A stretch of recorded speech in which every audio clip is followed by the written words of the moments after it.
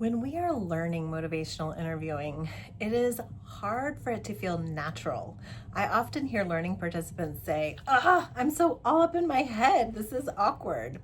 So Bill Miller and Stephen Rolnick, the co-creators of MI, offer this metaphor.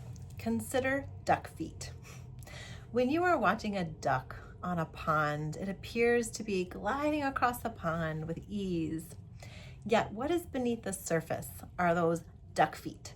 Those duck feet are considering what direction we are going in, how we are adapting our direction with the current and the wind and the things that you are seeing and taking into account.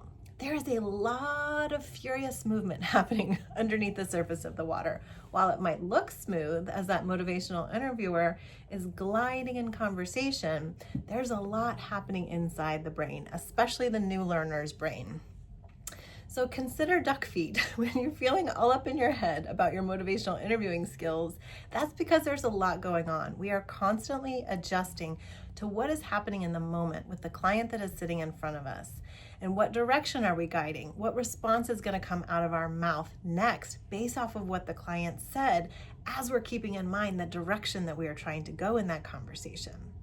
So this concept of motivational interviewing from the inside out is an important one because we are not trying to learn and practice motivational interviewing from the outside in.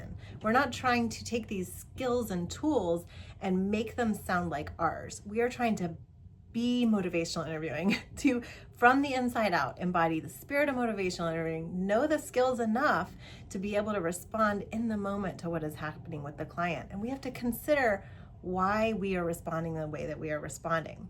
So Guilford Press has put out this series of books called Inside Out, and they've looked at different practices like cognitive behavioral therapy, acceptance and commitment therapy, and several others, where they look at these modalities and how do we learn them as providers from the inside out.